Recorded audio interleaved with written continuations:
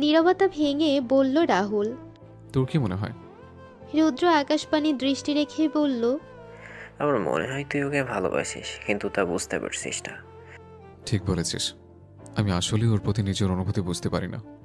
আমি বেস্ট ফ্রেন্ডের বেশি আর কিছু ভাবতে পারি না ওকে। যদি ওর সাথে আমি সারা জীবন সংসার করি, তবুও ভালোবাসার কোনো অনুভূতি আসবে না ওর প্রতি। আর এখন ওর প্রতি আমার রাগটাই শুধু অনুভব হয়।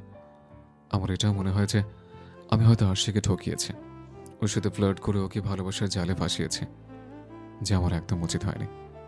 আমার ওর জন্য অসম্ভব খারাপ লাগে। রাহুল রুদ্রের কাঁধে মাথা রেখে বসেছিল। ওভাবে ক্ষীণস্বরে বলল, হুদাই না এইসব স্যাপলামি করতে গেলে। ঠিক কটা মেয়ের সাথে পিরিতি করেছিলি তুই, হিসাব আছে? তোর মায়ের প্রতি তোর রাগটাও স্বাভাবিক। ও তোকে কতটা ভালোবাসে সেটা বোঝানোর সাধ্য আমাদের নেই, হয়তো মায়ারও নেই, কিন্তু তুই তো জানিস ও কেমন। ও নিজের জিনিসের প্রতি ছোটবেলা থেকে কতটা পজিটিভ সেটা নিশ্চয় তোকে বলে দিতে হবে না। ও নিজের পছন্দের জিনিস কারোর সাথে শেয়ার করে না, তাই তোর সাথে এমন করেছো। রাগ মনের মাঝে পুষে রাখিস না রুদ্র। রাগ মানুষকে ধ্বংস করে দেয়। ক্ষমা করে দে ওকে, নয়তো কখনো শান্তিতে থাকতে পারবি না। অর্ধাঙ্গিনী হিসাবে নয়, বন্ধু হিসাবে ক্ষমা করে দিবি। বন্ধুদের ওপর রাগ রাখা যায় না রুদ্র।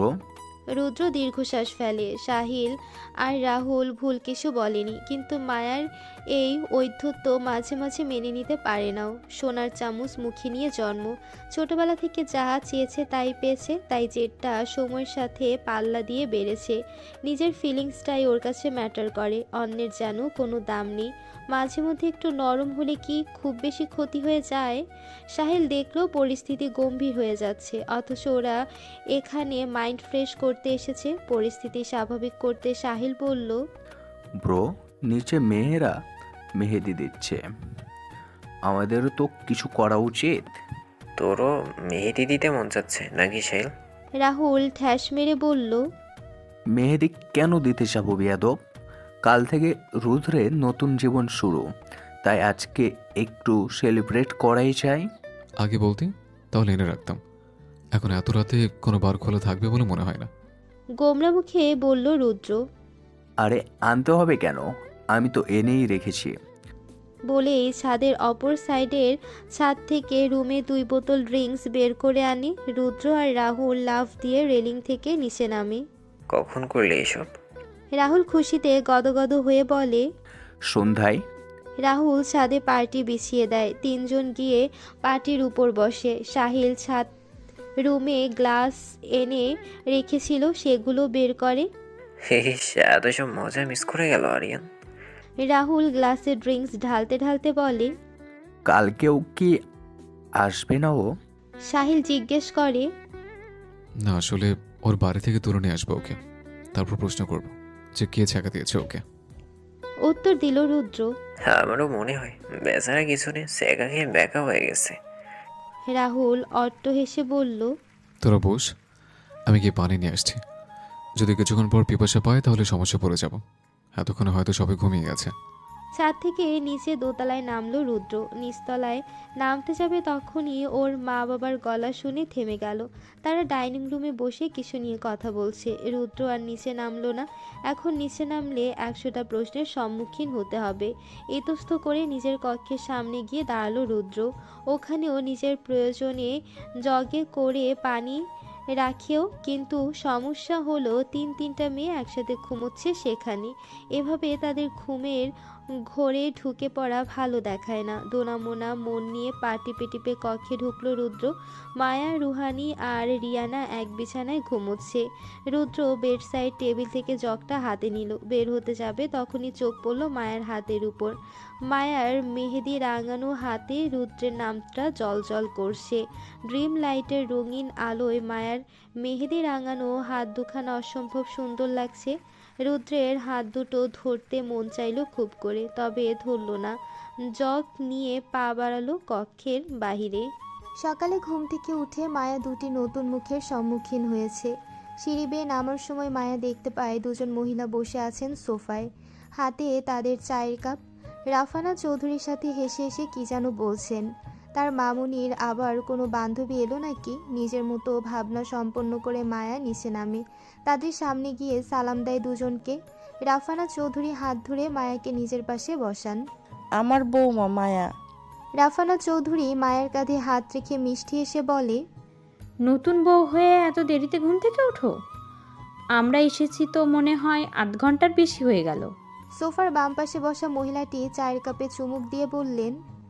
মায়া থমথম খেলো। আজ তো অন্য দিনের তুলনায় তাড়াতাড়ি উঠেছে। যখন বিছানা ছেড়ে দাঁড়িয়েছিল তখন ঘড়ির কাঁটায় 8:30। তারপরও বলছে দেরি করে ঘুম থেকে উঠেছে। মায়া উত্তর দিল না, মাথা নিচু করে রাখলো। রাফানা চৌধুরী নিজেই উত্তর দিলেন, আসলে কাল রাতে মেহেদি দিয়ে উঠতে দেরি হয়ে গিয়েছিল, দেরি করে ঘুমিয়েছে, তাই আজ উঠতেও দেরি হয়ে গেছে, নয়তো তাড়াতাড়ি উঠে যায়। আরে আপার কথা ধরো না তো, কি মিষ্টি মেয়ে। রুদ্রর বান্ধবী ছিল তাই না? আমাদের রুদ্রর সাথে খুব মানাবে। অন্য মহিলাটি হাসি মুখে বললেন, হ্যাঁ, রুদ্রর ছোটবেলার বন্ধু, ছোটবেলা থেকে একসাথেই বড় হয়েছে। রাফানা চৌধুরী উত্তর করেন। তারপর মায়াকে উদ্দেশ্য করে বলেন, ওরা দুজন আমার নিজের বোন। বাম পাশের মহিলাটিকে দেখিয়ে বলেন, আমার বড় আপা রাবেয়া খাতুন। আর তার পাশের মহিলাটিকে দেখিয়ে বলেন, আমার ছোট বোন রাহেলা জামান। রুদ্র আমাকে ছোট খালামণি ডাকে, তুমিও আমাকে ছোট খালামণি বলে ডেকো। রাহিলা জামান হাসলেন। মায়া নিজেও সৌজন্যমূলক হাসল। রাবেয়া খাতুন তাদের কাপটা টেবিলের উপর শব্দ করে রাখলেন। মুখ বাঁকিয়ে বললেন, তা তুমি শাড়ি পরনি কেন? নতুন বইয়ের কোনো চিহ্নই তো নেই তোমার গায়ে। না শাড়ি পরেছো, না হাতে চুড়ি পরেছো।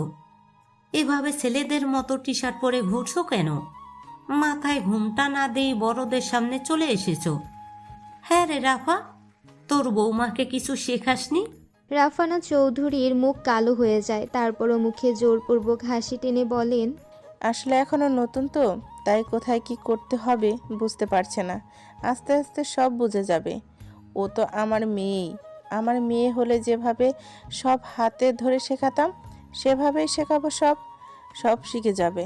তোর কাহিনী কিছুই বুঝি না।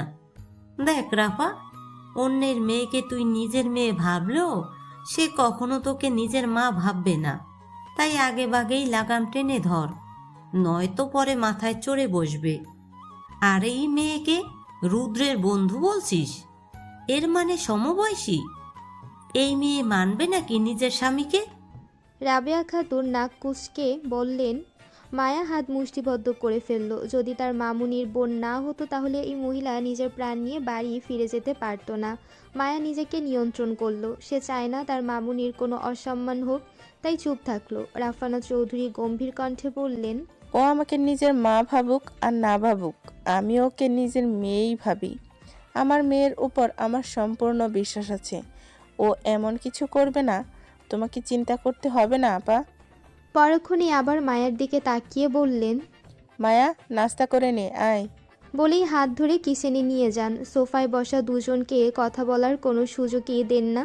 কিছু মনে করিস না বাচ্চা আমার, বড় আপা এমনই, কিছু ভেবে চিনতে বলেন না, তুই মন খারাপ করিস না। রাফানা চৌধুরী মন খারাপ করে বললেন, আমি কি করে কিছু মনে করতে পারি মামনি? তুমি যদি আমার জন্য কিছু না বলতে, ওদের কথা মেনে নিতে, তাহলে হয়তো অসম্ভব কষ্ট লাগতো আমার। কিন্তু তুমি যেভাবে আমার জন্য নিজের বোনের সাথে লড়াই করলে, তারপর আমি কিভাবে মন খারাপ করে থাকতে পারি বলো? তোমার বোন ভুল বলেছে মামনি, তুমি আমার আরেকটা মা। বলেই শক্ত করে জড়িয়ে ধরেন রাফানা চৌধুরীকে। রাফানা চৌধুরী মুচকি হেসে মায়ের মাথায় হাত বুলিয়ে দেন। সন্ধ্যা হয়ে গেছে, আর একটু পরেই হলুদের অনুষ্ঠান শুরু হবে। অতিথিরা সবাই আসতে শুরু করেছেন। বাড়ির বাইরে একপাশে বসে কয়েকজন মিলে হলুদ বাড়ছে। রান্নার লোকেরা রান্না করছেন। দুজনের গায়ে হলুদ এই বাড়িতেই হবে। এখানে মায়ার বাড়ির লোকেরা এসে পৌঁছায়নি। দোতলায় একটি কক্ষে মায়াকে পার্লারের লোকরা সাজিয়ে দিচ্ছে। রুহানি আর রিয়ানা গালে হাত দিয়ে চেয়ারের উপর বসে আছে। তাদের দৃষ্টি মায়ার দিকে। কয়েকজন মিলে মায়াকে শাড়ি পরানোর চেষ্টা করছে, কিন্তু রাবেয়া খাতুন একবার একটা বলেই যাচ্ছেন। রুহানি আর রিয়ানা কিছু বলতে গেলেই ধমক দিয়ে থামিয়ে দিচ্ছেন। অবশেষে অনেক চেষ্টার পর মায়া শাড়ি পরতে সক্ষম হলো। এতক্ষণে রাবেয়া খাতুনের মনোপুত শাড়ি পরাতে পেরেছে পার্লারের মেয়েরা। মায়া হলুদ আর সবুজ মিশেলের কাঞ্জিবরম শাড়ি পরেছে। মাথায় আলাদাভাবে ডার্ক গ্রিন ওড়না দিয়ে ঘোমটা দেওয়া হয়েছে। মায়া স্বস্তির নিঃশ্বাস ফেলে। এতক্ষণে মনে হচ্ছে তৃতীয় বিশ্বযুদ্ধে জয়ী হয়েছে। একে একে সকলেই কক্ষ ছেড়ে বেরিয়ে আসে। রুহানি আর রিয়ানা মায়ার পাশে গিয়ে বসে। পার্লারের মেয়েরা মায়াকে সাজিয়ে দিতে শুরু করে। মায়াকে সাজানো শেষ হলে রুহানি আর রিয়ানাও হালকা হেসে নেয়। তিনজনই হালকা সাজ দিয়েছে। রুহানি আর রিয়ানা মায়াকে ফুলের গহনা পরিয়ে দিচ্ছে। তখনই কক্ষে মাহিরা খান ঢোকেন। মায়া দৌড়ে গিয়ে নিজের মাকে জড়িয়ে ধরেন। মাহিরা খানও শক্ত করে জড়িয়ে ধরে নিজের মেয়েকে। এতক্ষণে আসার সময় হলো, কতক্ষণ ধরে অপেক্ষা করছি। মায়া অভিমানী কণ্ঠে বলল, সব কিছু ব্যবস্থা করে আসতে হচ্ছে তো, তাই দেরি হয়ে গেছে। বাবা কোথায়? নিচে বসে আছে বেয়াইদের সাথে। তোমাকে মিস করেছি অনেক আম্মু। আমিও তোমাকে অনেক মিস করেছি। তারপরও এখানে তোমার আরেক মা আছে, আমার তো ওখানে কেউ নেই। মাহিরা খান মায়ের দিকে তাকিয়ে মলিন হেসে বললেন। মায়ের চোখ থেকে এক ফোঁটা পানি গড়িয়ে পড়ে। মাহিরা খান যত্ন করে তা মুছে দেন। মায়া আবার শক্ত করে জড়িয়ে ধরে তার মাকে। রাফানা চৌধুরী কক্ষে এসে মায়াকে কাঁদতে দেখে চটজলদি এগিয়ে আসেন। তড়িঘড়ি করে বলেন, কাঁদছো কেন তুমি? সাজ নষ্ট হয়ে যাবে তো। দেখুন তো ভাবি কিভাবে কাঁদছে। মায়া মায়ের বুকে মাথা রেখে নিঃশব্দে কাঁদছে। রুহানি আর রিয়ানাও এগিয়ে আসে মায়াকে শান্ত করতে, কিন্তু মায়া থামছেই না। অবশেষে অনেকক্ষণ পর মায়ার কান্না থামে। মাহিরা খান যত্ন করে টিস্যু দিয়ে মায়ার চোখ মুছে দেয়। মায়াকে নিয়ে একযোগে নিচে নামলো সবাই। এত দেরি হলো কেন? রাবেয়া খাতুন রাফানা চৌধুরীর উদ্দেশ্যে জিজ্ঞেস করেন, আসলে মাকে কাছে পেয়ে আবেগী হয়ে পড়েছিলাম। আচ্ছা, এবার নিয়ে চলো কে। সবাই মিলে বাড়ির বাহিরে যায়। বাড়ির এক সাইডে স্টেজ করা হয়েছে। পুরো বাড়ির এরিয়ায় রং বেরঙের লাইট জ্বলছে। স্টেজের ওদিক থেকে সুমধুর সুর গান ভেসে আসছে। সকলেই হলুদ রঙের শাড়িতে সাজিয়েছে নিজেকে। মায়াকে স্টেজে বসিয়ে দেওয়া হলো। মায়া আশেপাশে তাকাচ্ছে, কিন্তু কোথাও রুদ্রের দেখা নেই। ভীষণ লজ্জা লাগলো মায়ার। মাথা নুয়ে বসে থাকলো। ইস, এত লজ্জা কোত্থেকে উড়ে এলো ওর মাঝে কে জানে। পাশে কারো উপস্থিতি টের পেতেই মায়া দেখতে চাইলো তাকে, কিন্তু সেদিকে তাকাতেও যেন লজ্জা ঝরে ঝরে পড়ছে। মায়া এত লজ্জার উৎস খুঁজে পেল না। কিরে, লজ্জাতে একেবারে শেষ হয়ে যাচ্ছিস? পাশ থেকে আওয়াজ পেতে মায়া বুঝে যায় এটা কার কণ্ঠস্বর। ফিসফিসিয়ে বলে, তুই এসেছিস? হ্যাঁ এসেছি, তাকা আমার দিকে। লজ্জা লাগে তো। আরে লজ্জাপতি লতিকে আমার, এটা আমাকে শুনতে হলো? তোর লজ্জাও আছে? বাবা, শুনে খুশি হলাম। এখন তাকা আমার দিকে, দেখ আমাকে। মায়া পাশেই চোখ তুলে তাকায় রুদ্রের দিকে। রুদ্র তার দিকে তাকিয়ে হাসছে। পরনে তার হলুদ পাঞ্জাবি, হাত দুটো ফোল্ড করা, বাম হাতে ঘড়ি, চুলগুলো জেল দিয়ে সেট করে রাখা। মায়া আবার বড়সড় একটা ক্রাশ খেলো। পুলকিত স্বরে বলল, ওয়াও বন্ধু, looking handsome. True? 100%। Thank you, thank you. আর আমি তো এমনিতেই সুন্দর, আবার নতুন করে সুন্দর লাগার কি আছে? আজকে একটু বেশি সুন্দর লাগছে। আচ্ছা দেখে বল আমাকে কেমন লাগছে। পুরুষ শেওড়া গাছের পেতনি। রুদ্র দাঁত দেখিয়ে বলল। মায়া মুখ বাঁকিয়ে সামনে তাকায়।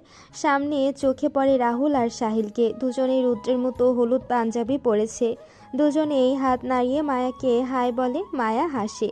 একে একে সকলে এসে রুদ্র আর মায়াকে হলুদ লাগিয়ে দিয়ে যায়, কেক খাইয়ে দেয়। বড়রা আসলে দুজনেই বড়দেরকে সালাম করে। সাউন্ড বক্সে গান বাজছে, অনেকেই গানের তালে তালে নাচছে। রুহানি গিয়ে ডিজে গানে একটা দারুণ নাচ দেয়। রাহুল, সাহিল, রিয়ানা, রুহানি আরও অনেকেই যে যার মতো নাচছে।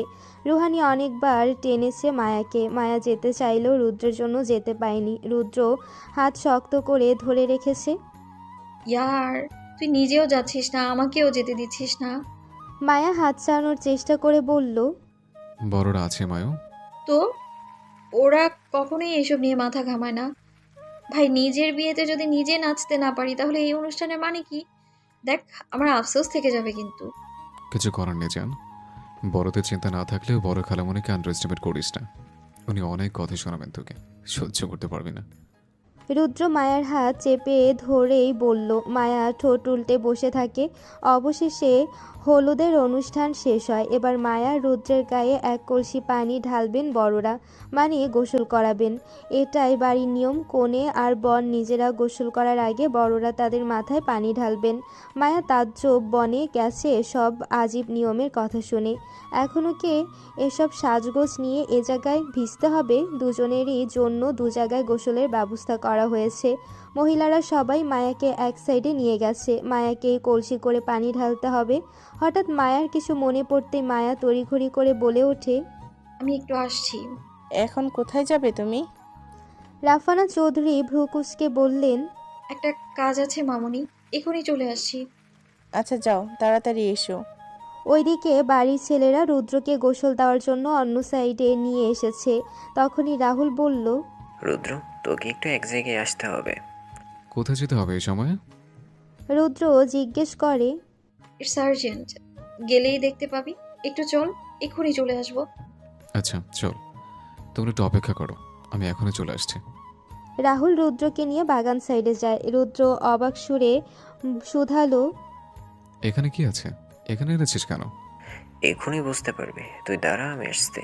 বলেই চলে যায়। রুদ্র অনেকবার ডাকলেও পেছন ফিরে তাকায় না। হঠাৎই রুদ্রের হাতে টান পড়ায় দ্রুত পেছনে ফিরে তাকায়। অবাক হয়ে যায় মায়াকে দেখে। তার হাতে হলুদের বাটি। তুই এখানে? মায়া রুদ্রের প্রশ্নের জবাব দেয় না। হলুদের বাটি থেকে একটু হলুদ নিজের গালে লাগায়। রুদ্র হতভম্ব হয়ে মায়ের কার্যকলাপ দেখছে। মুখে তো হলুদ লাগানোই আছে, আবার লাগানোর দরকারটা কি? মায়া নিজের হিল খুলে রুদ্রের পায়ের উপর দাঁড়িয়ে রুদ্রের গলা জড়িয়ে ধরে। তারপর নিজের মুখ রুদ্রের মুখের সাথে লাগিয়ে নিজের মুখের হলুদ রুদ্রের মুখে লাগিয়ে দেয়। রুদ্র পাথর বনে দাঁড়িয়ে থাকে, চোখের দৃষ্টি নিবদ্ধ করে মায়ার চোখের উপর। মায়া রুদ্রের পায়ের উপর থেকে নামে। তারপর নিজেকে হিলগুলো এক হাতে নিয়ে আরেক হাতে শাড়ি একটু উঁচু করে ধরে দৌড় দেয়। রুদ্র অপলক তাকিয়ে থাকে শাড়ি পরিহিতা এক নারীর দৌড়ে যাওয়ার পানে। ঘড়ির কাঁটায় দুপুর 12টা বাজে। উত্তপ্ত দুপুর, কাঠফাটা রোদ, সূর্য একেবারে মাথার উপর অবস্থান করছে। মায়া ঘুম ঘুম চোখে বসে আছে। পার্লারের মেয়েরা সাজিয়ে দিচ্ছে তাকে। মায়া চোখ টেনে খুলে বসতে পারছে না। পুরো রাত ঘুমাতে পারেনিও। সকালে যাও একটু ঘুম এসেছিল, পার্লারের মেয়েরা চলে যাওয়ায় উঠে যেতে হয়েছে। কক্ষে এসে চলছে, তারপরও মায়া ঘেমে নিয়ে একাকার। এভাবে সাজার অভ্যাস নেই তার। পুরো বাড়িতে মানুষজন গিজগিজ করছে। দুই পক্ষের আত্মীয়রাই এ বাড়িতে আসছে। এখানেও অনেক আত্মীয় আসা বাকি। সাজার জন্য মেয়েদেরকে একটি কক্ষ আলাদাভাবে দেওয়া হয়েছে। মায়ের পাশে রুহানি, রিয়ানা, রুদ্রের খালাতো বোন মৈত্রী আর হাসনা, মামাতো বোন টিনা আর মায়ার ফুফাতো বোন পিয়াসা আর জিন্নাত সহ সবাইকে সাজিয়ে দিচ্ছে পার্লারের মেয়েরা। সবাই হালকা সাজ দিলেও মায়াকে আজকে ব্রাইডাল সাজ দিবে। মুস্তাফিজ খান আর রুয়ান চৌধুরী বাড়িতে আসা সকল অতিথিকে অভ্যর্থনা জানাচ্ছেন। খাওয়া দাওয়ার পাঠ শুরু হয়ে গেছে। মায়ের ভার্সিটির সব টিচারদেরকে দাওয়াত দেওয়া হয়েছে, সাথে তাদের ক্লাসের কয়েকজন ঘনিষ্ঠ বন্ধুকেও। তাদেরকে দাওয়াত দেওয়ার দায়িত্ব ছিল সাহিল আর রাহুল। সবাই একে একে আসতে শুরু করেছে। রুদ্রকে তৈরি হতে সাহায্য করছে সাহিল আর রাহুল। কক্ষে তাদের সাথে তাদের আরও কয়েকজন বন্ধুও বসে আছে। রুদ্র একটি কফি কালারের শেরওয়ানি পরেছে, তাতে হালকা পাথরের কাজ করা। কিন্তু সকলে বলে কয়ে মাথায় পাগড়ি পরাতে পারল না রুদ্রকে। তার একটাই কথা, সে শুধু শেরওয়ানি পরে যাবে, মাথায় পাগড়ি পরবে না। সবশেষে রাহুল রুদ্রের হাতে সুন্দর একটি ঘড়ি পরিয়ে দিল। রুদ্র প্রশ্নবোধক চাহনিতে তাকালে রাহুল কানে কানে বলল, মায়া দিয়েছে। মায়াকে সাজানো শেষ, শুধু মাথায় দোপাট্টা দেওয়া বাকি।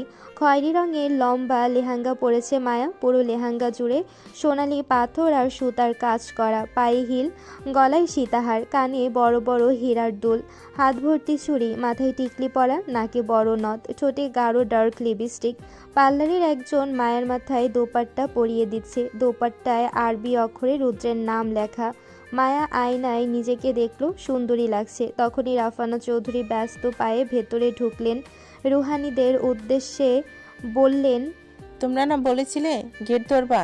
ছেলেরা তো বেরিয়ে পড়বে। একটু পর তোমরা গিয়ে স্টেজের ওই দিকটাই সব ব্যবস্থা করে ফেলো।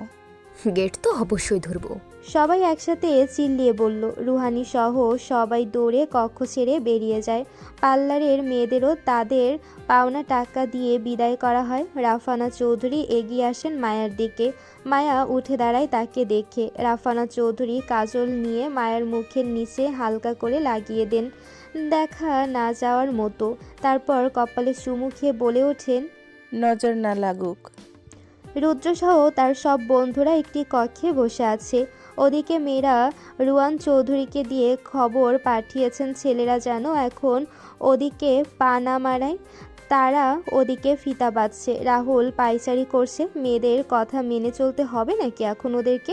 মেয়েদের কথা মতো বড়রা এখানে বসিয়ে রেখেছেন ভাবতেই বুক ফেটে কান্না পাচ্ছে তার। সবাই গোল গোল চোখে রাহুলকে দেখছে।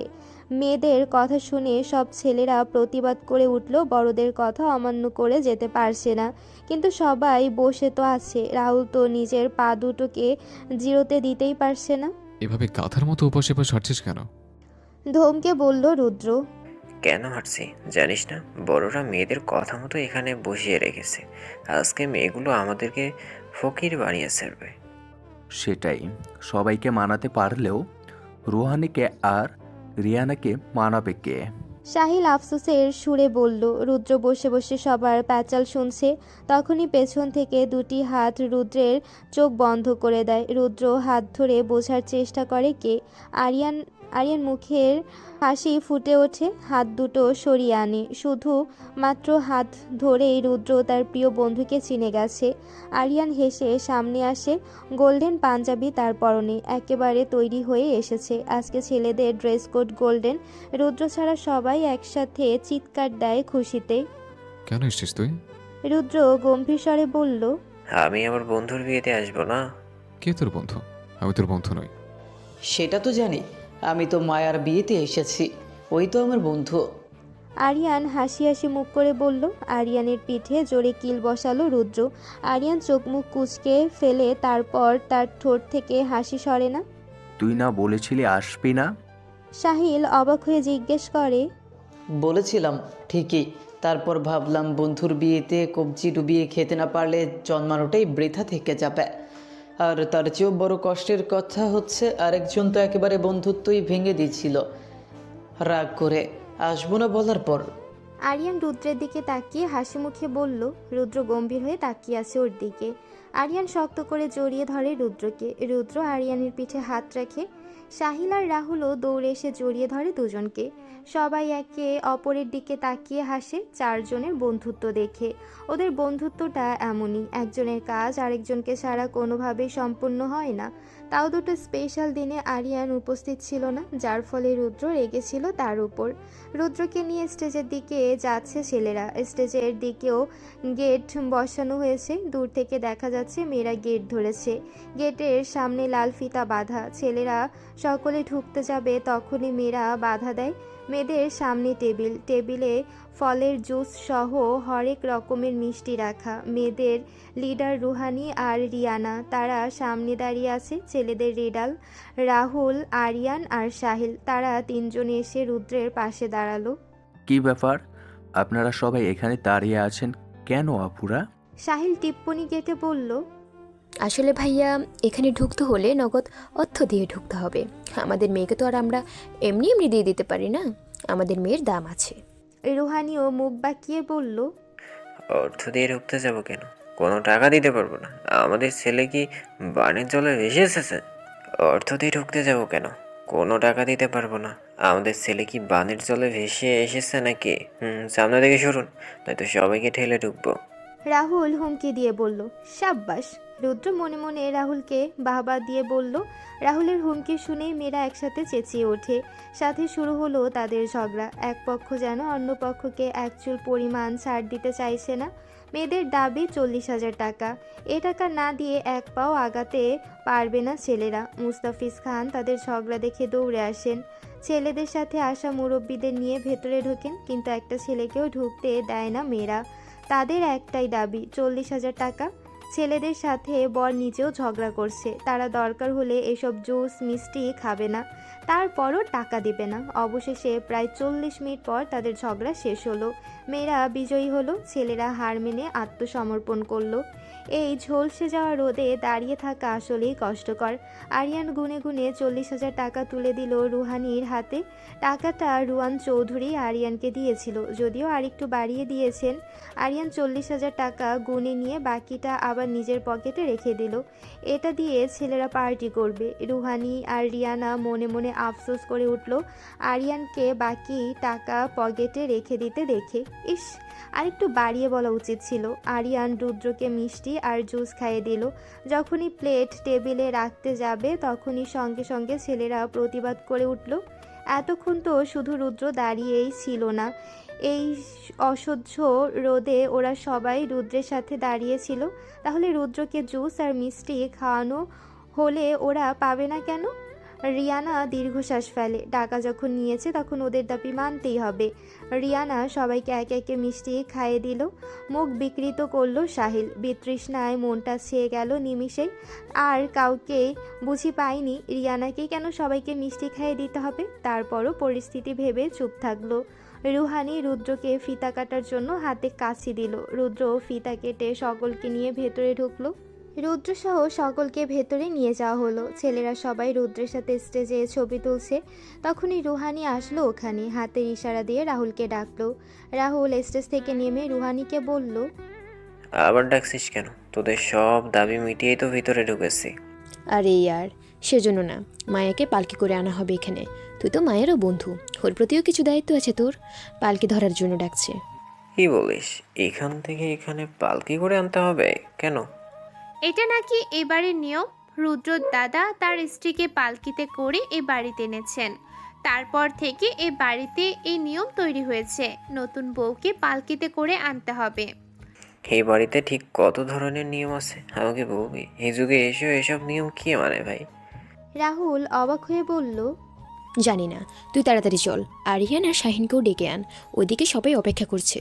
বলেই রুহানি দ্রুত পায়ে চলে যায়। রাহুল সাহিল আর আরিয়ানকে ডেকে আনে। ওদেরকে যেতে দেখে রুদ্র কোথায় যাচ্ছে জিজ্ঞেস করলে বাড়ির নিয়ম নিয়ে পিঞ্চ মারতেও ছাড়ে না।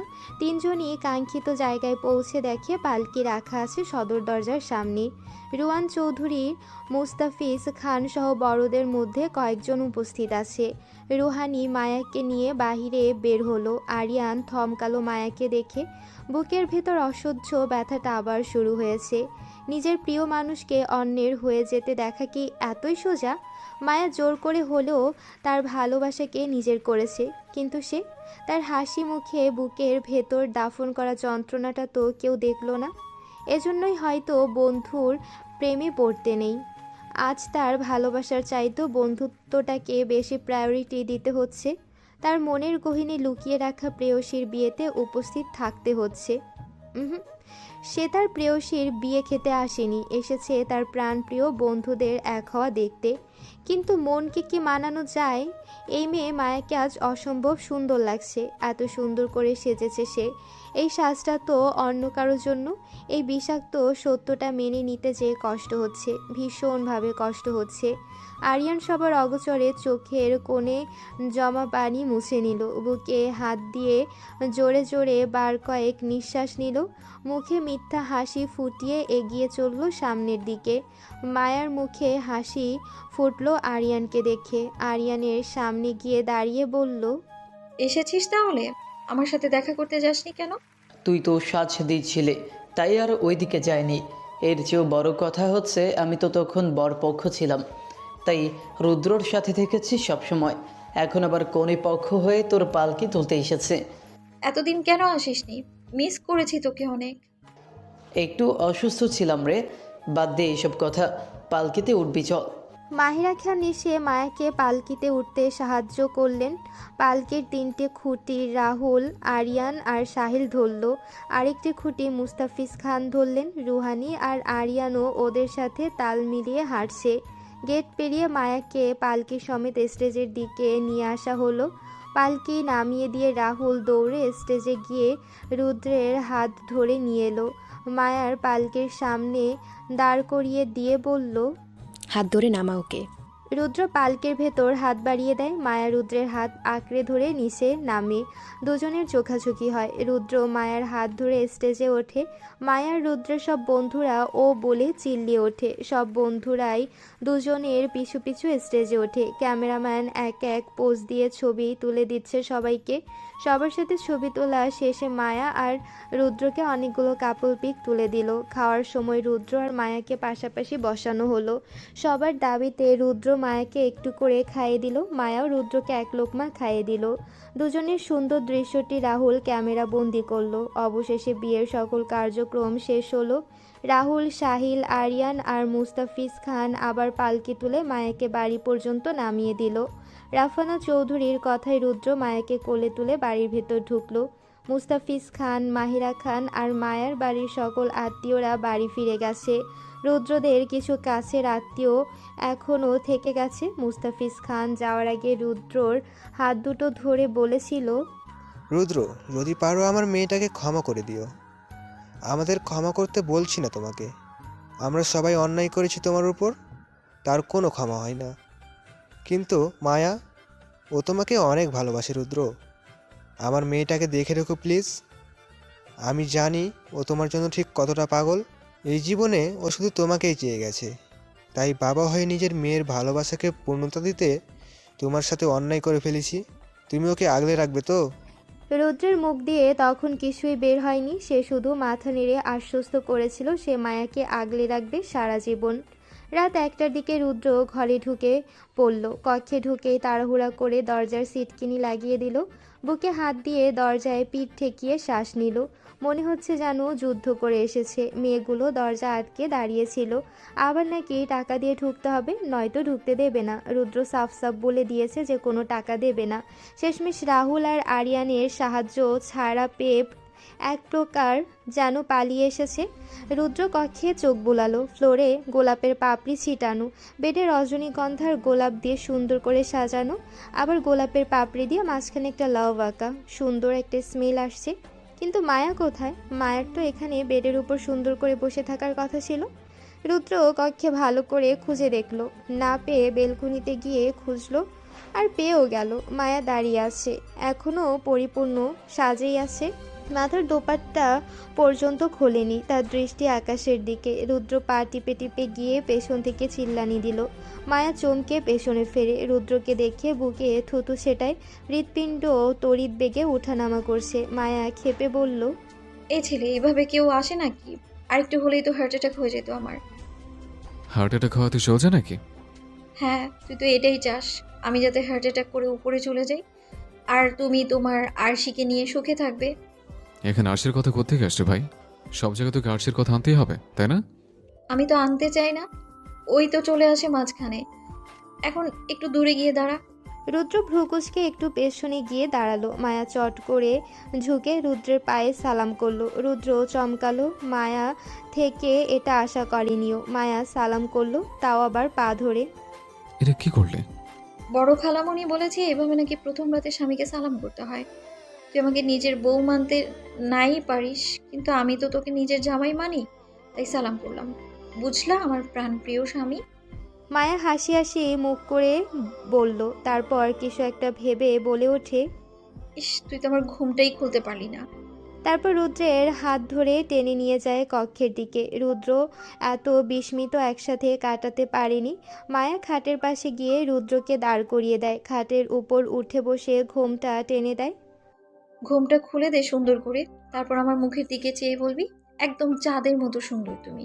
রুদ্র কি করবে ভাবতে পারছে না। নিজের ভাবনার কোনো কুল কিনারা খুঁজে না পেয়ে রুদ্র মায়ের পাশে বসে মায়ের ঘোমটা খুলে দিল। তারপর মায়ের দিকে তাকিয়ে বলে ওঠে, ইস, একেবারে শেওড়া গাছের পেতনি লাগছে তোকে। আমাদের তেঁতুল গাছের পেতনিটাও তোকে দেখে শিওরলি জেলাস ফিল করবে। মিষ্টি কণ্ঠে বলল রুদ্র। মায়া রেগে রুদ্রের পেটে গুঁতো দেয়। রুদ্র হাসতে হাসতে বিছানায় গড়িয়ে পড়ে। বলদের মতো না হেসে আমাকে এসব গয়না খুলতে হেল্প কর। মায়া ঝাঁঝালো কণ্ঠে বলল না। পরিস্থিতি গরম হয়ে গেছে। রুদ্র এগিয়ে এসে মায়াকে সাহায্য করে। মায়ার কানের দুল, টিকলি, হাতের চুড়ি সব কিছু একে একে খুলে দেয়। মায়ার চুলের ক্লিপগুলো খুলে দেয় যত্ন করে, যাতে মায়ার চুলে ব্যথা না লাগে। লাগেজ থেকে একটা সুতির সালোয়ার বের করে মায়া ওয়াশরুমে ঢোকে। রুদ্র গোলাপের পাপড়ি সরাতে শুরু করে বেড থেকে ফুলগুলো সরিয়ে রুদ্র বেলকনিতে আসে। আকাশে আজ তারার মালা, মৃদু মন্দ বাতাসও হচ্ছে কিছু সময় পর পর। এখানে কি করছিস? মায়া ডেকে রুদ্র ঘর থেকে বেরিয়ে আসে। এমনি দাঁড়িয়ে আছি, আজকে আকাশটা সুন্দর লাগছে অনেক। মায়া রুদ্রের পাশে এসে দাঁড়ায়, কণ্ঠ খাদে নামিয়ে বলল, তুই আমাকে অনেক ঘৃণা করিস তাই না রুদ্র? রুদ্র চমকে তাকালো, অস্থির স্বরে বলল, কি বললি? ঘৃণা করবো তোকে? তুই আমার ঘৃণা করার মতো কেউ নাকি? এই যে আমি তোর সাথে কত অন্যায় করলাম, তোর আমার প্রতি রাগ হওয়াটাই তো স্বাভাবিক। যা করেছিস তার শাস্তি তুই পাবি, ওটা নিয়ে চিন্তা করিস না। আমার শাস্তির মেয়াদ শেষ হলে তুই আমাকে ভালোবাসবি তো রুদ্র? রুদ্র ভাবলো আসলেই কেউ মায়াকে একটু ভালোবাসে না। ভেতর থেকে উত্তর এলো, না, ভালোবাসে। একজন বন্ধুর মতোই ভালোবাসে ওকে। আমি তোকে ভালোবাসতে পারবো না কোনোদিন, তোর প্রতি সেসব অনুভূতি আনিনি কোনোদিন। রুদ্র নরম গলায় বলল, কেন আনিসনি? আমার তো এসেছে, তোর আসলো না কেন? অবশ্য না আসাটাই স্বাভাবিক। কতগুলো বেডির কাছে যে নিজের অনুভূতি ওয়েস্ট করেছিস, আমার জন্য আর আসবে কি করে? তুই আর ওরা সেম না। রুদ্র গম্ভীর কণ্ঠে বলল। মায়া একটু এগিয়ে গিয়ে রুদ্রের বাহু আঁকড়ে ধরে মাথা রাখে, মোলায়েম স্বরে বলে, আচ্ছা এইসব বাদ দে, আজ আমাদের বাসর রাত রুদ্র। রুদ্র ছিটকে দূরে সরে যায়, তুতলিয়ে বলে, তো তুই কি করতে বলছিস? দেখ, আমাদের যখন প্রথম বিয়ে হয়েছিল তখনও তুই কিছুই করিসনি। যা মেনে নিলাম আমি, সে রাতে রেগেছিলি তুই, বাট আজ রাতটা অন্যভাবে কাটানো উচিত না? মায়া রুদ্র দিকে এগোতে এগোতে বলল, মুখে তার দুষ্টু হাসি। রুদ্র পেছোচ্ছে। দেখ, একদম কাছে আসবি না, দূরে থাক। দূরে থাকার জন্য বিয়ে করেছি নাকি? রুদ্র দেয়ালের সাথে মিশে গেছে, পেছনোর জায়গা না পেয়ে ঢোক গিলল। মায়া এগিয়ে এসে রুদ্রের একদম কাছে দাঁড়ালো, নাক কুচকে বলল, এত ড্রামা কোত্থেকে শিখেছিস? একটা মেয়েকে ভয় পাচ্ছিস? ভয় পাচ্ছি না, কিন্তু তোকে আমার বিশ্বাস নেই। তুই আমার ইজ্জত ধারণ করতেও দুইবার ভাববি না। মায়া কোমরে হাত রেখে বিরক্তি নিয়ে তাকায়। সিরিয়াসলি, একটা মেয়ে হয়েও কি করে একটা ছেলের ইজ্জত হরণ করতে পারে ওর বুঝে আসে না। রুদ্র মাঝে মাঝে একটু বেশি নাটক করে। মায়া ভাবলো, মায়ার ভাবনার মাঝে রুদ্র মায়াকে সামনে থেকে সরিয়ে কক্ষের ভেতর চলে গেল। রুদ্র গভীর ঘুমে আচ্ছন্ন, এলোমেলো সিল্কি চুলগুলো কপালের উপর ল্যাপটানো, তেলতেলে চেহারা, মাথার নিচে এক হাত রেখে মায়া খুঁটিয়ে খুঁটিয়ে দেখছে তাকে। চাহনিতে একরাশ মুগ্ধতা। কি আছে এই মুখে? কেন তার সারাক্ষণ এই মুখের দিকে চেয়ে থাকতে মন চায় মায়ার জানা নেই। ফজরের নামাজের পর মায়া যে ধ্যান দিয়েছে রুদ্রকে দেখার, সে ধ্যান এখনও ভাঙেনি। রুদ্রকে হাজার ডেকেও মায়া ঘুম থেকে তুলতে পারেনি নামাজের জন্য। কিন্তু এখন যে মনে অবাধ্য ইচ্ছে জাগছে, রুদ্রের এই ঘুমানোর সুযোগ নিতে মন চাচ্ছে মায়ার। জেগে থাকলে তো রুদ্রের সাথে ঝগড়া করে কুল পায় না। আচ্ছা, ও যদি এখন একটা চুমু খায় তাহলে কি রুদ্র জেগে যাবে? জেগে গেলে যাবে। রুদ্রকে ভয় পায় না কেউ? মায়া আরেকটু এগিয়ে গেল রুদ্রের দিকে, নরম ঠোঁট এগিয়ে চুমু বসালো রুদ্রের কপালে, তারপর দুই গালে, নাকে, দুই চোখে। এগিয়ে গিয়ে ঠোঁটে ঠোঁট ছোঁয়াতে যাবে তখনই রুদ্র তার নিজের ঠোঁটের উপর হাত রাখলো। মায়া হতভম্ব হয়ে চোখ মেলে। রুদ্র ছোট ছোট চোখে চেয়ে আছে। মায়া সিটকে দূরে সরে বসলো, চক্ষু যেন বেরিয়ে আসবে। রুদ্র জাগলো কখন? রুদ্র শোয়া থেকে উঠে বসলো। মায়া আতঙ্কিত চোখে চেয়ে আছে। না, ও ভয় পায়নি, কিন্তু রুদ্রের এভাবে দেখে ফেলা হজম করতে পারেনি। রুদ্র শান্ত দৃষ্টি, হাঁটু জড়িয়ে ধরে তার উপর চিবুক রাখলো। কি করছিলে? কই কিছু করিনি তো। মায়া কণ্ঠ খাদে নামিয়ে বলল, কিন্তু আমি যে দেখলাম। কি দেখেছিস? মায়ের বাচ্চা চালাকি করছিস? আমার বাচ্চা এখনো হয়নি রুদ্র, আর তোর যে অবস্থা মনে হয় না কোনোদিন হবে। রুদ্র তেড়ে গিয়ে কিছু বলতে যাবে তখনই মায়া দৌড় দিল। দৌড়ে ওয়াশরুমে গিয়ে দরজা বন্ধ করে দিল। রুদ্র ফোঁস করে শ্বাস ফেলে। অনেকক্ষণ অপেক্ষা করে মায়া বেরোনোর, কিন্তু অনেক সময় কেটে যাওয়ার পরও মায়ার বের হওয়ার কোনো নাম গন্ধ নেই। রুদ্র আবার অপেক্ষা করতে না পেরে কক্ষ থেকে বেরিয়ে যায়। নিচে ডাইনিংয়ে রাফানা চৌধুরী নাস্তা দিচ্ছে সকলকে। রুদ্র চেয়ারে বসে বসে মোবাইল টিপছে। রোয়ান চৌধুরী খবরের কাগজ পড়ছে মনোযোগ দিয়ে। মায়া কোথায়? রাফানা চৌধুরী চেয়ারে বসতে বসতে বললেন, তোমার বৌমা ওয়াশরুমে বসে গো খাচ্ছে। কি ছাতার মাথা বলছিস এসব? ওয়াশরুমে ঢুকেছে মনে হয় 2 ঘন্টা উপর হলো, এখনো বের হয়নি। তখনই ধূপধাপ পা ফেলে মায়া নিচে নামলো। তার পরনে সাদা রঙের সালোয়ার, কাঁধে ব্যাগ ঝুলানো, এসে চেয়ারে বসলো সবার সাথে। এতক্ষণে আসার সময় হলো তোর? রাফানা চৌধুরী বললেন, আরে মামুনি, একেবারে রেডি হয়ে আসছিলাম, তাই দেরি হয়ে গেছে। রেডি মনে হয় তিনি একা হয়েছেন। রুদ্র মুখ বাঁকিয়ে বলে। মায়া চোরা চোখে চেয়ে দৃষ্টি সরিয়ে ফেললো। এখন রুদ্রের সাথে না লাগাই ভালো। রেডি হয়েছো? কোথাও যাবে নাকি? রোয়ান চৌধুরী খেতে খেতে বললেন, হ্যাঁ বাবাই, সামনে এক্সাম, এমনিতেই অনেক ক্লাস মিস দিয়ে ফেলেছি, এখন থেকে রেগুলার অ্যাটেন্ড করতে হবে। রুদ্র তো যাবে মনে হয়, দুজন তাহলে একসাথে যেও। হ্যাঁ, একসাথেই যাব।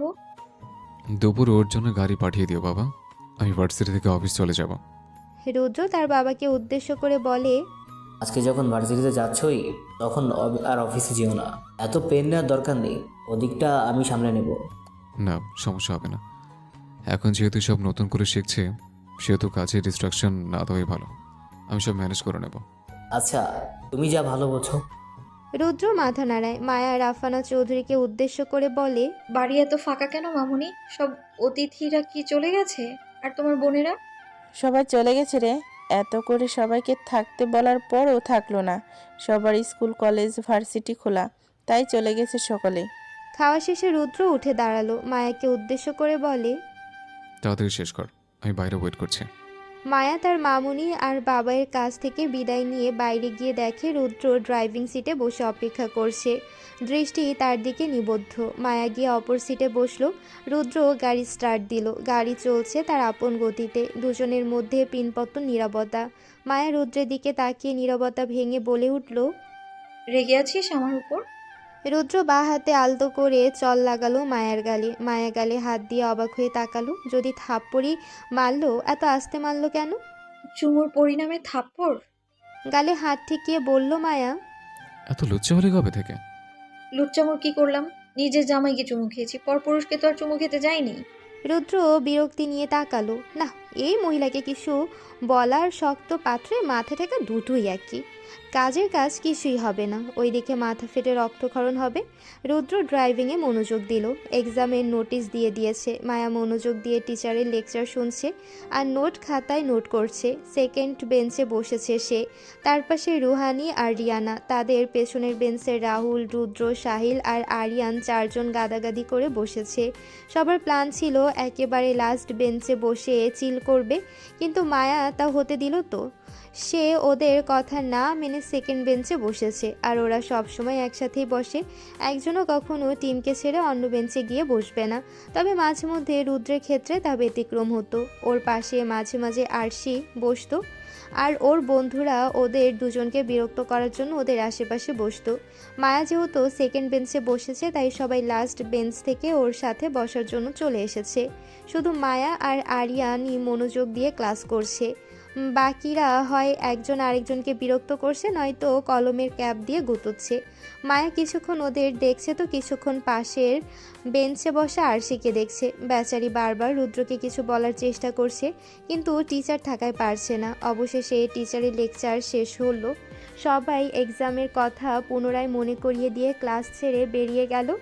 মায়া খাতা গুছিয়ে উঠে দাঁড়ালো। সবাই মায়া আর রুদ্রের কাছে আসছে শুভকামনা জানাতে। ক্লাসের চেনা পরিচিত অনেককে দাওয়াত দেওয়া হলেও অনেকেই বিয়েতে উপস্থিত থাকতে পারেনি, তাই এখানে এই শুভকামনা জানাচ্ছে। যেহেতু মায়া ক্লাসের ক্যাপ্টেন আর ওদের গ্যাংকে অনেকেই সমীহ করে চলে, তাই সবাই নতুন জীবনের জন্য শুভকামনা জানাতে আসছে। প্রায় সবাই যখন ক্লাস থেকে ক্যান্টিনের উদ্দেশ্যে বেরিয়ে গেল, আরশি তখন রুদ্রের সামনে এসে দাঁড়ালো। অনেকক্ষণ ধরেই সে চেষ্টা করছিল, কিন্তু সবার জন্য আসতে পারছিল না। তুমি নাকি বিয়ে করেছো রুদ্র? আরশি ভাঙা গলায় বলে। হ্যাঁ, করেছে। আরশির অসম্ভব খারাপ লাগলো, কিন্তু তা হজম করলো। রুদ্রের কাছে অনেক প্রশ্নের উত্তর যে জানার আছে। প্যানিক হয়ে পড়লে এসব কিছুই শোনা হবে না। কিন্তু তুমি তো আমাকে ভালোবাসতে, বলো কেন করলে এমন? আমি দুঃখিত আরশি, আমার তোমার সাথে এমন করা উচিত হয়নি। নিজের অজান্তেই ঠকিয়ে ফেলেছি তোমাকে। যদি পারো ক্ষমা করো আমায়। তুমি অজান্তে কষ্ট দাওনি আমায়, জেনেই সব কষ্ট দিয়েছো। আর তুমি ক্ষমা কেন চাইছো? আমি তো তোমার ক্ষমা চাওয়া দেখতে চাইনি। হয়তো তোমার কাছে সব নাটক আর টাইম পাস ছিল, কিন্তু আমি তো তোমায় ভালোবেসেছি। আমার ভালোবাসা তো মিথ্যা ছিল না রুদ্র। আমি তোমার সাথে এমন করতে চাইনি আরশি। আরশির চোখে পানি। রুদ্র আর চোখে মায়ের দিকে চাইলো। ওর সব বন্ধুরা মায়ের সাথে দাঁড়িয়ে আছে। আচ্ছা, ওর কি আরশির জন্য একটু হলেও খারাপ লাগছে না? অনুশোচনা হচ্ছে না মনে? কারো ভালোবাসা কেড়ে নেওয়ার গিল্টি হচ্ছে না? মেয়েটা তো পাথর কেন? রুদ্র, শুধু একবার বলো যে তুমি আমাকে এখনো ভালোবাসো। রুদ্র তাকালো আরশির দিকে। চোখে মুখে অসম্ভব আশা নিয়ে আরশি তাকিয়ে আছে রুদ্রের দিকে। রুদ্র কিছু বলতে পারছে না। মায়া এগিয়ে এলো ওদের দিকে। আরশির কাঁধে হাত রেখে বলল, তোকে ভালোবাসলে কি আর আমায় বিয়ে করতো? তুই জোর করে বিয়ে করেছিস ওকে, তাই না? আরশি মায়ের হাত ঝাড়া মেরে সরিয়ে দিয়ে বলে। মায়া ফিচেল হাসলো। আমার এত সাহস কোত্থেকে আসবে যে ফারাবি চৌধুরী রুদ্রকে জোর করে বিয়ে করবো আমি? ইজ হি আ চাইল্ড যে আমি তাকে জোর করলাম আর শেষ সুর করে বিয়ের পিড়িতে বসে গেল? তুই সব করতে পারিস, অসম্ভব কিছুই না তোর কাছে। নাক ফুলালো মায়া। দাঁতের দাঁত চেপে বলল, জানিসই যখন সব করতে পারি, তাহলে আমার জিনিসে হাত বাড়াতে এসছিস কোন সাহসে?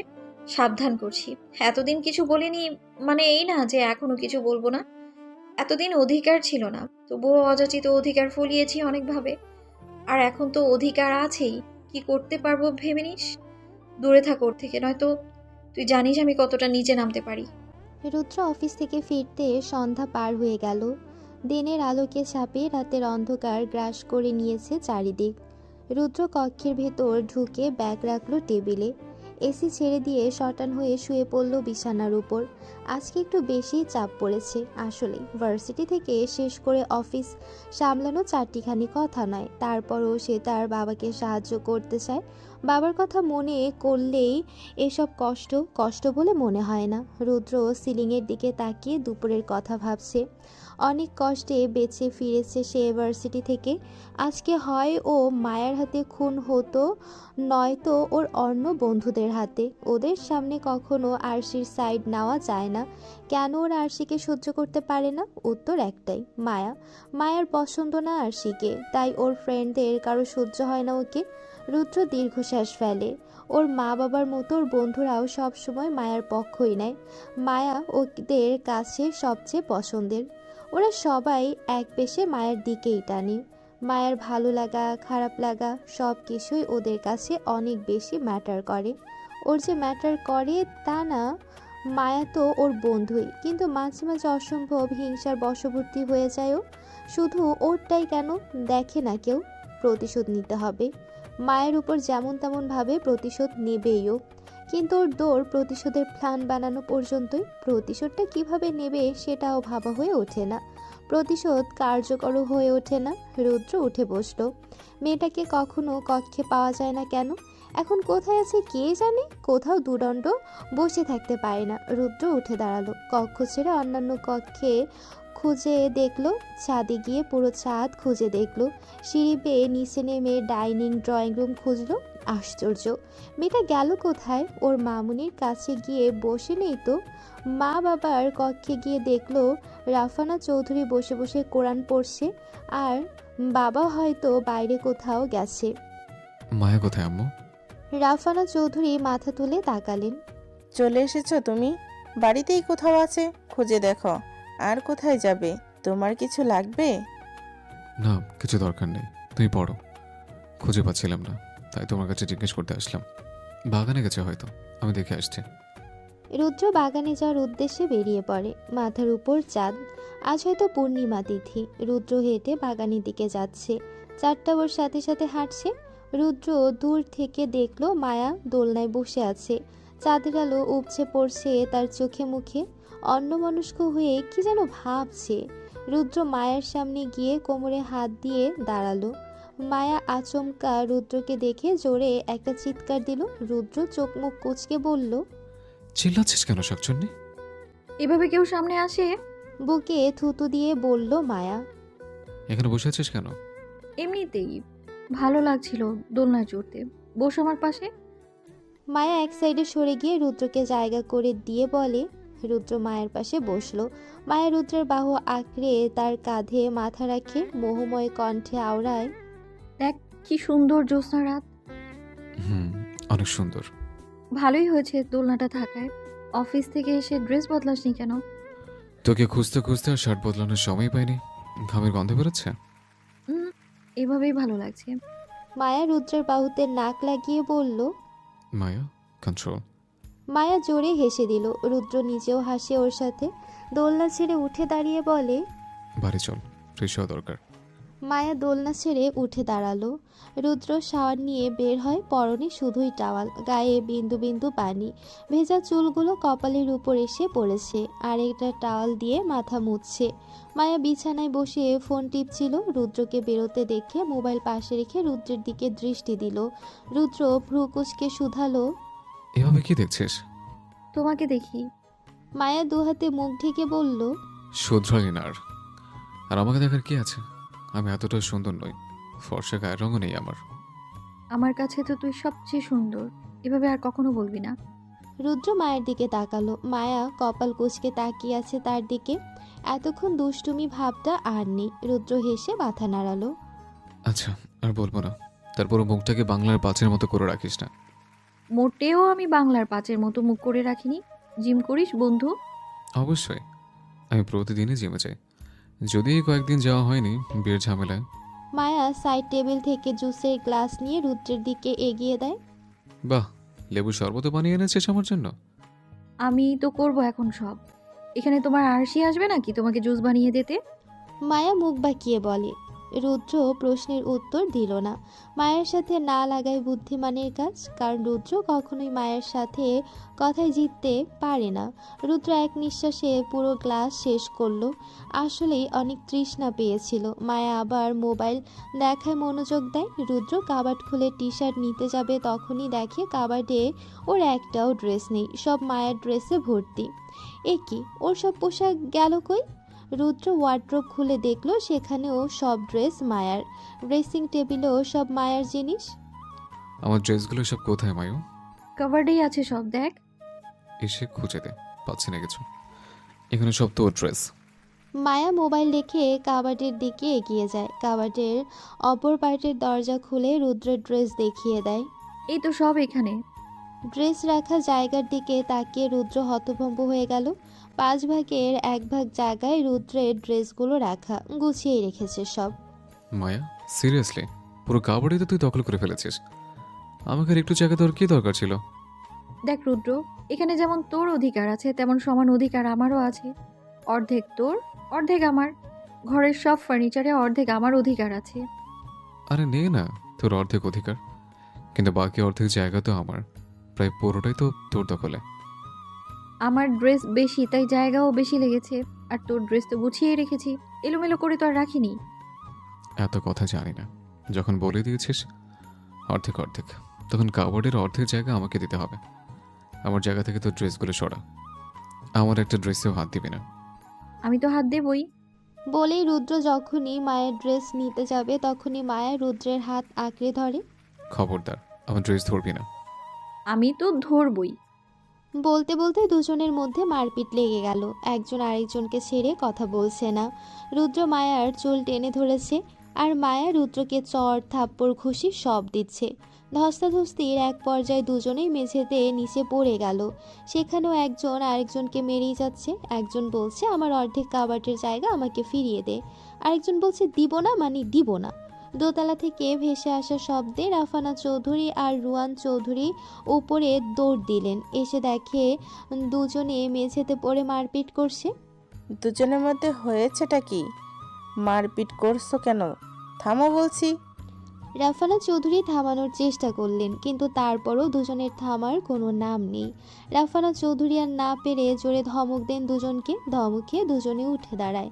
মায়ের চুলগুলো এলোমেলো হয়ে মুখের উপর এসে পড়েছে। মায়া হাত দিয়ে চুলগুলো কোনো মতে ঠিক করার চেষ্টা করে। বাচ্চাদের মতো মারামারি কেন করছিলে? বাচ্চা নাকি তোমরা? মামুনি আমি বলছি সব।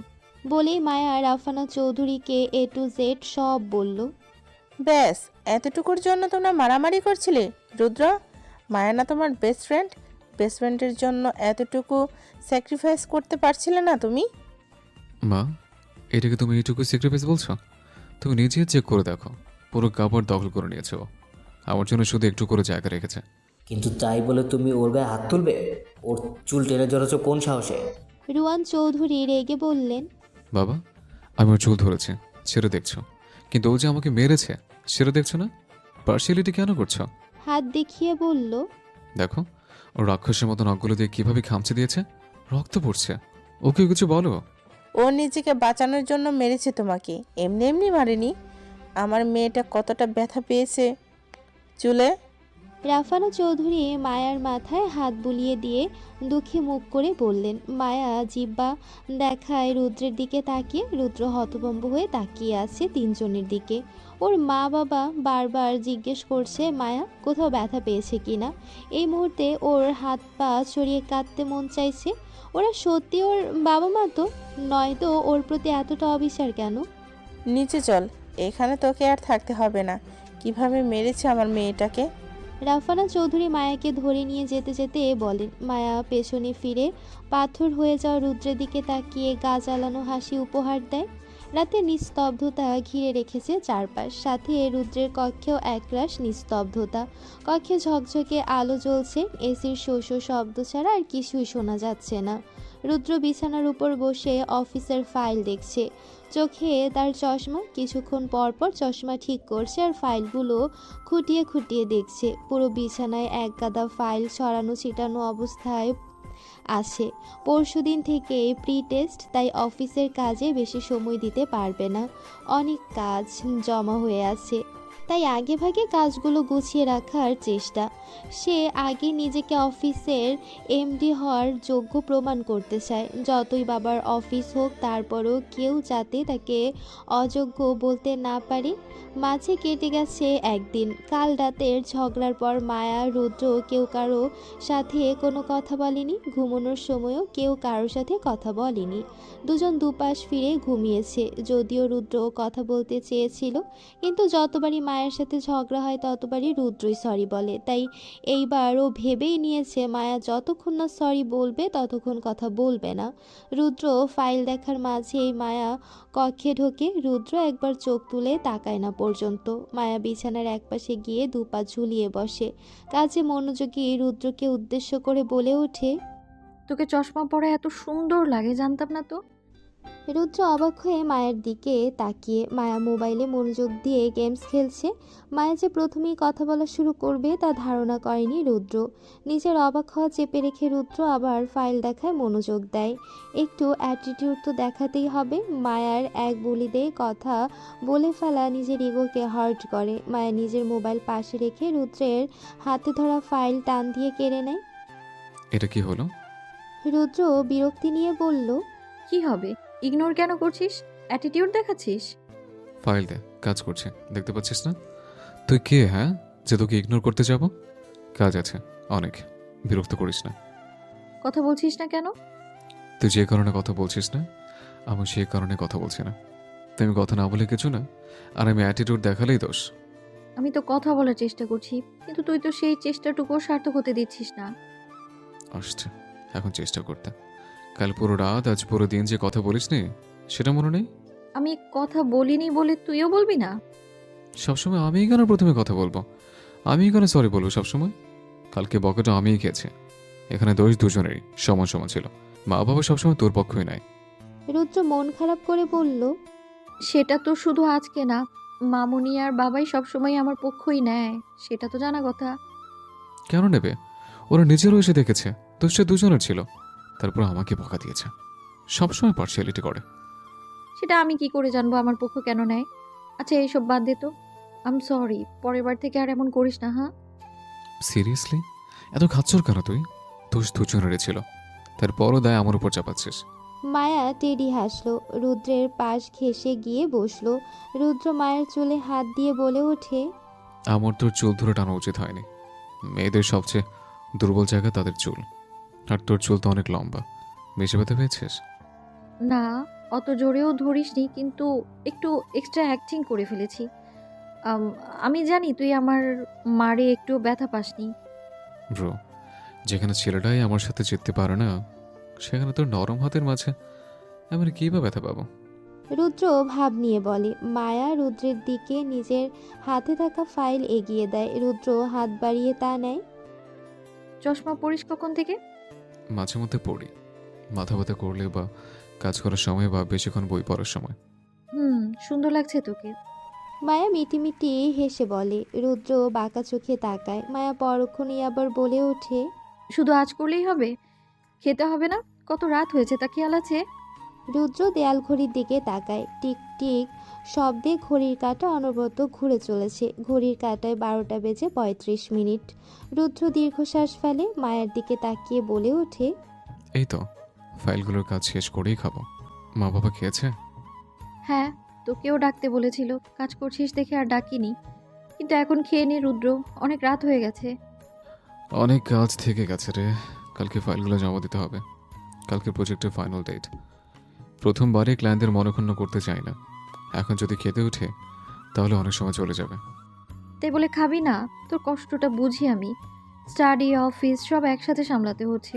এখন তোর বেশি স্ট্রং থাকা প্রয়োজন। আর স্ট্রং থাকার জন্য বেশি বেশি খেতে হবে। এতগুলো ফাইলের কাজ শেষ করতে হবে। শর্লি সকাল হয়ে যাবে তাতে। ঠিক আছিস? না, তোর সাথে খাবো।